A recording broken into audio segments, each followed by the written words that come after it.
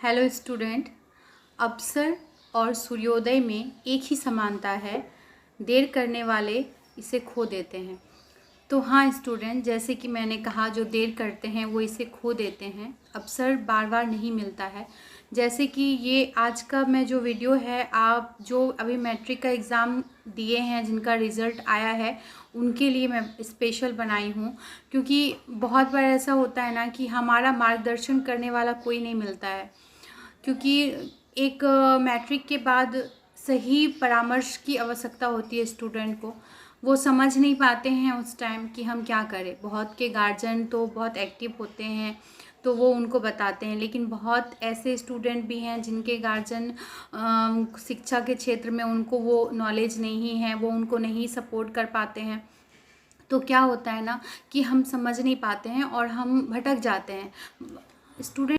तो क्या है ना कि स्टूडेंट क्या होता है कि बहुत बार हम सोचते हैं कि अरे मतलब साइंस का हम लोग ज़्यादा महत्व देते हैं, बोलते हैं आर्ट्स वाले तो ऐसे ही कुछ नहीं है, कॉमर्स कुछ नहीं है। तो हर विषय का अपना महत्व है गाइस। किसी विषय को हे की दृष्टि से हमको नहीं देखना चाहिए।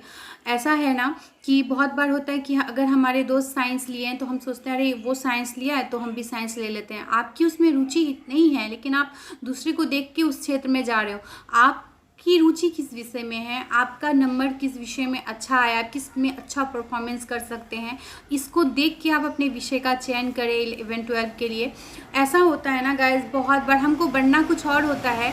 आपको मान लो कि आपको MBA करना है और या BCA करना है और आप आर्ट्स लेके पढ़ रहे हो, तो गाइस वो विफल हो जाता है, वो काम नहीं आता आपको। फिर बहुत ज़्यादा संघर्ष करना पड़ता है BCA CA करने के लिए, क्योंकि आप बिल्कुल अलग ट्रैक पकड़ लेते हो। तो ऐसा है ना कि अगर आपको बचपन से ही हर बच्चा एक सपना देखता है कि मुझको ये बनना है, तो आप कोशिश करो अपने सपने को साकार करने की। उसके लिए अगर आप अगर आपको शिक्षक बनना है तो अभी तो BEd अनिवार्य हो गया है।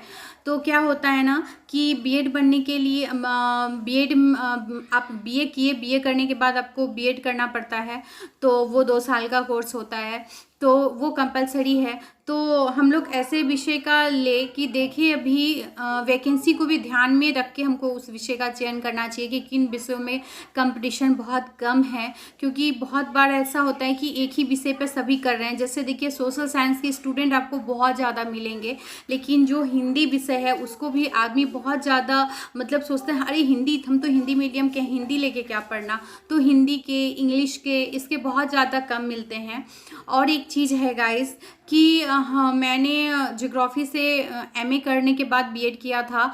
तो क्या हुआ ना कि मैं BEd कॉलेज में पढ़ाना चाहती थी, तो वहाँ शिक्षक से मुझे पता चला कि जो लोग साइकोलॉजी या सोशोलॉजी लेके MA किए हुए हैं तो वो BEd करने के बाद डायरेक्ट BEd कॉलेज में पढ़ा सकते हैं। लेकिन हमको, अगर हमारा सब्जेक्ट कुछ भी है, दूसरा है, तो हमको MAd करना पड़ेगा BEd के बाद, तो ही हम BEd कॉलेज में टीचिंग कर सकते हैं। तो फिर हमको 2 साल लगेगा। तो अगर मानते हैं कि अगर मुझको बचपन से ही शिक्षक बनना था, तो अगर मुझे इस चीज़ को पता रहता गाइस, तो आगे जाके मैं उस ऐसे विषय का चयन करती। साइकोलॉजी भी एक बहुत अच्छा विषय है, तो ऐसे विषय का चयन करती ताकि मुझको आगे जाके सुविधा मिलता उस बनने में। लेकिन ये चीज़ मुझे पता नहीं था। लेकिन मैं आपको बता रही हूँ कि आप विषय का जब भी चयन करो तो हर चीज़ को देख के ध्यान पे दो कि किस सब्जेक्ट में वैकेंसी मतलब सीट बहुत खाली है, स्टूडेंट कम अप्लाई करते हैं, तो आप उस विषय पे ध्यान दो। ये नहीं कि उसने जो लिया वही विषय मैं ले लेता हूँ। कुछ अलग करो, कुछ अलग करने की सोचो। और ऐसा नहीं है कि सिर्फ टीचिंग ही लाइन है, बहुत सारे लाइन हैं। ज्योग्राफी लेके भी बहुत सारे क्षेत्र हैं, मैं गई नहीं खैर उसमें, तो अलग बात है। आप मौसम विज्ञान या आप सैटेलाइट वगैरह जो देखते हैं, वहाँ भी भूगोलवेत्ता होते हैं, तो उन सब चीज़ों के अलग से पढ़ाई होती है, तो वो आपको जाके वहाँ करना पड़ता है। अब हम आते हैं साइंस वालों का पास। तो साइंस लेके अगर आपको डॉक्टर, इंजीनियरिंग ये सब लाइन में जाना है, तो मैं ये बोलूँगी कि आप 12th के बाद मत तैयारी करो। 12 में आप साइंस ले लिए हैं, आपको पता है ना आपको वो बनना है, तो आप उसी टाइम से स्टार्ट कर दो तैयारी।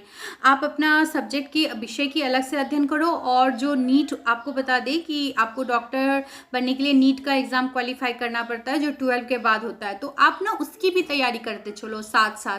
जैसे होता है ना कि मनोरंजन के तौर पे आप उसको बिल्कुल, और टेंशन लेके बिल्कुल पढ़ाई मत करो, जितना हो सके खुश रहो, स्माइल करके पढ़ो।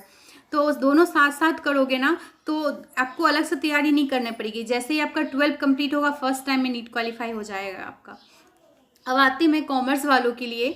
तो देखिए, जो कॉमर्स ले रहे हैं या जो स्टूडेंट कॉमर्स लेना चाहते हैं, तो आप कॉमर्स लेके 11-12 करने के बाद सिर्फ अकाउंटेंसी लेके, जो है अकाउंट ऐसा सब्जेक्ट है उसको लेके खाली बीकॉम करने से, मतलब बीकॉम करना हमको लगता है कि अधिकांश स्टूडेंट वही करते हैं, लेकिन जो बीसीए है, बीबीए है, ये सब नया है, आप उसमें जाओ, बहुत ज़्यादा उसमें वैकेंसी वगैरह। आप है ना बीबीए करके कहीं भी रहते हैं, कोई शहर में रहते हैं, तो आप वहाँ आराम से 20-15,000 रुपीज़ कमा सकते हैं। तो ऐसे मेरे जानकारी में बहुत सारी स्टूडेंट भी है मेरी, जिन्होंने, मैंने उनको कहा था, तो वो 12 के बाद जो है बीसीए बीबीए करके आज पटना में जॉब भी कर रही हैं, और अपना सोचती हैं कि चलो अपना जॉब भी कर रही है, कुछ तैयारी भी कर रही है कि चलो बाद में आप अगर आना चाहते हो तो आप उस क्षेत्र में भी आ सकते हो, लेकिन एटलीस्ट आप अपने पैर पे स्टेबल हो जाते हो, तो आप वो करो।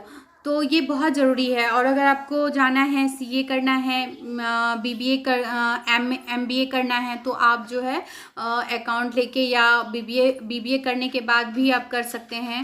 एक एग्ज़ाम देना पड़ता है जिसका मैट नाम है, मैट और कैट, वो आप एग्ज़ाम क्वालिफाई करते हो तो अच्छा से अच्छा आपको एमबीए करने के लिए अच्छा से अच्छा आपको कॉलेज मिलेगा। अगर आपका रैंक अच्छा होगा तो अच्छी जगह कॉलेज मिलेगा, और जल्द से जल्द आपको क्या होगा, आपका क्वालिफाई आप हो जाओगे, अच्छे जगह आपको जॉब मिल जाएगी।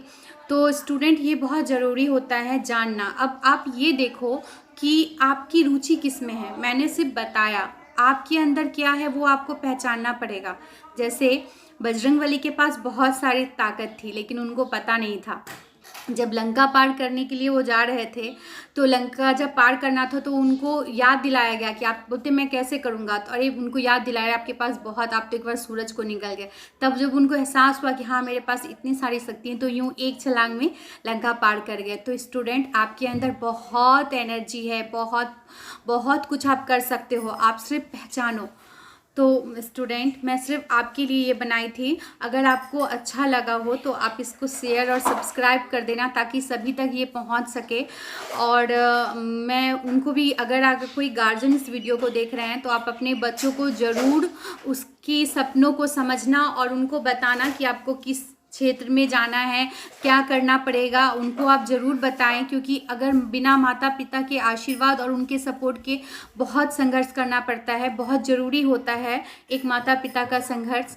तो थैंक यू स्टूडेंट। मैंने प्लेलिस्ट में भी बहुत सारे वीडियो एनसीईआरटी वगैरह के बना के रखे हैं, कंपटीशन के बना के रखे हैं, तो एक बार आप ज़रूर जाके वॉच करना, तो अच्छा लगेगा। Thank you.